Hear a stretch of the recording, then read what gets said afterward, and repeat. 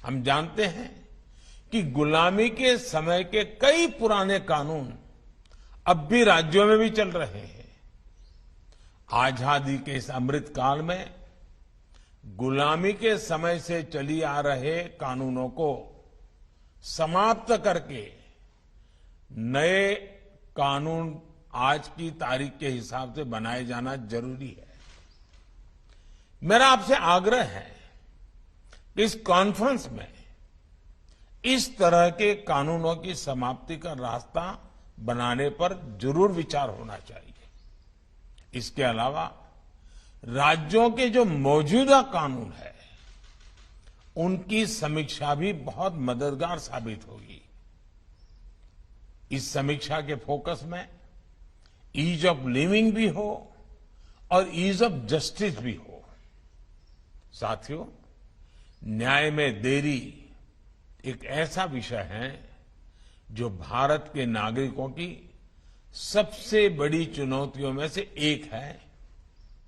हमारी न्यायपालिकाएं इस दिशा में काफी गंभीरता से काम कर रही है। अब अमृत काल में हमें मिलकर इस समस्या का समाधान करना होगा। बहुत सारे प्रयासों में एक विकल्प ऑल्टरनेट डिस्प्यूट रिजोल्यूशन का भी है, जिसे राज्य सरकार के स्तर पर बढ़ावा दिया जा सकता है। भारत के गांवों में इस तरह का मैकेनिज्म बहुत पहले से काम करता रहा है। वो अपना तरीका होगा, अपनी व्यवस्थाएं हो, लेकिन सोच यही है। हमें राज्यों में लोकल लेवल पर इस व्यवस्था को समझना होगा। इसे कैसे लीगल सिस्टम का हिस्सा बनाया जा सकता है, इस पर काम करना होगा। मुझे याद है जब मैं गुजरात का मुख्यमंत्री था तो हमने इवनिंग कोर्ट की शुरुआत की थी और देश में पहली इवनिंग कोर्ट की वहां शुरुआत हुई। इवनिंग कोर्ट्स में ज्यादातर ऐसे मामले आते थे जो धाराओं के लिहाज से बहुत कम गंभीर होते थे। लोग भी दिन भर अपना कामकाज निपट करके इन कोर्ट्स में आकर न्यायिक प्रक्रिया को पूरा करते थे। इससे उनका समय भी बचता था और मामले की सुनवाई भी तेजी से होती थी। इवनिंग कोर्ट्स की वजह से गुजरात में बीते वर्षों में 9 लाख से ज्यादा केसों को सुलझाया गया है। हमने देखा है कि देश में त्वरित न्याय का एक और माध्यम लोक अदालतें भी बनी हैं। कई राज्यों में इसे लेकर बहुत अच्छा काम भी हुआ है। लोक अदालतों के माध्यम से देश में बीते वर्षों में लाखों केसों को सुलझाया गया है। इनसे अदालतों का बोझ भी बहुत कम हुआ है और खास तौर पर गांव में रहने वाले लोगों को, गरीबों को न्याय मिलना भी बहुत आसान हुआ है।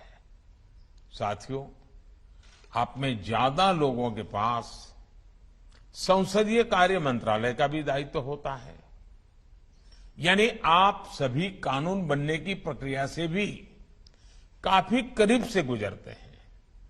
मकसद कितना ही अच्छा हो, लेकिन अगर कानून में ही भ्रम होगा, स्पष्टता का अभाव होगा, तो इसका बहुत बड़ा खामियाजा भविष्य में सामान्य नागरिकों को उठाना पड़ता है।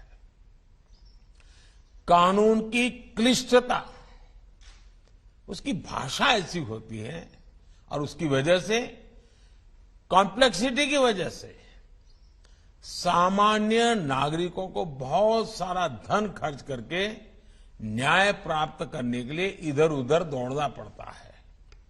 इसलिए कानून जब सामान्य मानव की समझ में आता है, उसका प्रभाव ही कुछ और होता है।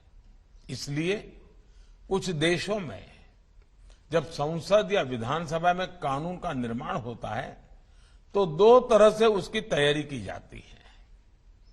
एक है कानून की परिभाषा में टेक्निकल शब्दों का उपयोग करते हुए उसकी विस्तृत व्याख्या करना, और दूसरा उस भाषा में कानून को लिखना और जो लोक भाषा में लिखना, उस देश के सामान्य मानवी को समझ आए उस रूप में लिखना, मूल कानून के स्पिरिट को ध्यान में रखते हुए लिखना। इसलिए कानून बनाते समय हमारा फोकस होना चाहिए कि गरीब से गरीब भी नए बनने वाले कानून को अच्छी तरह समझ पाए। कुछ देशों में ऐसा भी प्रावधान होता है कि कानून के निर्माण के समय ही ये तय कर दिया जाता है कि वो कानून कब तक प्रभावी रहेगा। यानी एक तरह से कानून के निर्माण के समय ही उसकी उम्र, उसकी एक्सपायरी डेट तय कर दी जाती है। कानून 5 साल के लिए है, ये कानून 10 साल के लिए है, तय कर लिया जाता है। जब वो तारीख आती है तो उस कानून की नई परिस्थितियों में फिर से समीक्षा होती है। भारत में भी हमें इसी भावना को लेकर आगे बढ़ना है। ईज ऑफ जस्टिस के लिए कानूनी व्यवस्था में स्थानीय भाषा की भी बहुत बड़ी भूमिका है। मैं हमारी न्यायपालिका के सामने भी इस विषय को लगातार उठाता रहा हूं। इस दिशा में देश कई बड़े प्रयास भी कर रहा है। किसी भी नागरिक के लिए कानून की भाषा बाधा न बने, हर राज्य इसके लिए भी काम करे। इसके लिए हमें लॉजिस्टिक्स और इंफ्रास्ट्रक्चर का सपोर्ट भी चाहिए होगा। और युवाओं के लिए मातृभाषा में एकेडमिक इकोसिस्टम भी बनाना होगा। लॉ से जुड़े कोर्सेज मातृभाषा में हो। हमारे कानून सहज सरल भाषा में लिखे जाएं।